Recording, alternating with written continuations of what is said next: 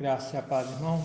Eu convido você a abrir a sua Bíblia em Provérbios, capítulo 1, nos versículos 20 a 22, que nos dizem assim: Grita na rua a sabedoria, nas praças levanta a voz, do alto dos muros clama, à entrada das portas e nas cidades profere suas palavras.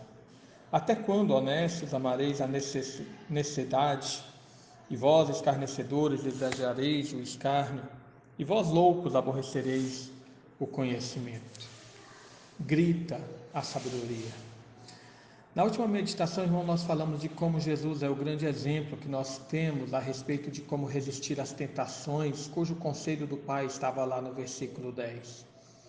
Na meditação de hoje, nós veremos o grito da sabedoria pelas ruas. E a primeira observação muito importante que nós devemos fazer aqui é que Salomão coloca a figura da sabedoria não simplesmente como uma capacidade intelectual ou moral no agir do ser humano. Aqui nesse livro, a sabedoria é uma personagem real que busca levar o filho a uma vida correta de acordo com os mandamentos do Senhor. Nesse aspecto, é muito interessante observar algumas características da sabedoria que são colocadas no capítulo 8. Porém, agora eu me deterei apenas a uma, a sua eternidade. Lá no capítulo 8, versículos 22 a 31, nos mostra que a sabedoria estava no princípio da criação, participando ativamente na construção desse mundo. É por causa disso que muitos teólogos identificam que aqui em Provérbios a sabedoria é uma personificação da pessoa do Messias, do Senhor Jesus.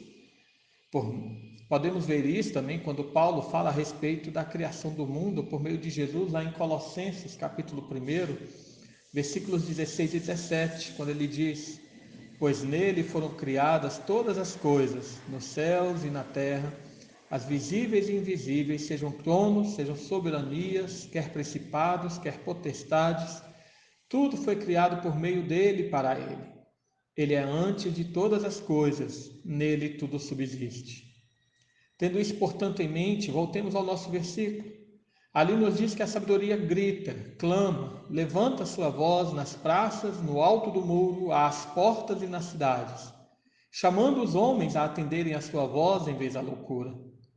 Essas figuras, irmãos, de vários locais procuram demonstrar que a palavra da sabedoria convida a todos à sua atenção. A sabedoria, o conhecimento de Deus, o Messias, não exclui ninguém, nenhuma pessoa do seu chamado. E esse foi o chamado de Jesus às pessoas a fim de que lhe ouvissem a voz e recebessem da sua bênção. Lá em João 7, 37 e 38, nos fala que no último dia, o grande dia da festa, levantou-se Jesus e exclamou: Se alguém tem sede, venha a mim e beba. Quem crer em mim, como diz a Escritura, do seu interior fluirão rios de água viva. É interessante também observar que esse chamado geral, quando as Escrituras nos mostram que toda a natureza está envolvida na revelação da existência de Deus, chamando os homens a adorá-lo e assim a receberem da sua instrução e do seu ensino. O Salmo capítulo 19, no versículo 1 até o 3, nos diz que os céus proclamam a glória de Deus e o firmamento anuncia as obras das suas mãos. Um dia discursa a outro dia, uma noite revela conhecimento a outra noite. Não há linguagem, nem há palavras, e deles não se ouve nenhum som. No entanto, por toda a terra se faz ouvir a sua voz, e as suas palavras até os confins do mundo.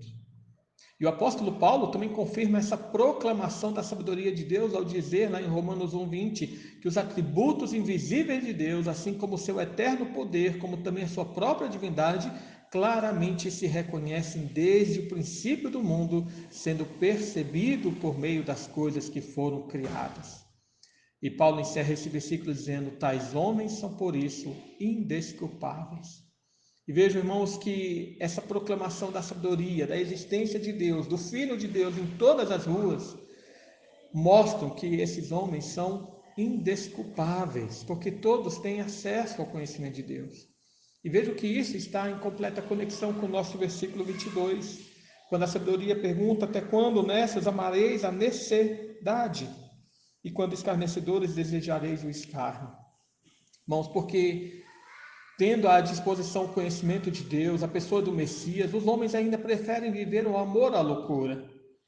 Porque, em vez da moralidade do Senhor, os homens preferem o escárnio e a impiedade. Portanto, não há desculpas para aqueles que, tendo todas as chances de se aproximar de Deus por meio da sua proclamação, preferem por rejeitá-lo, vivendo em completa loucura.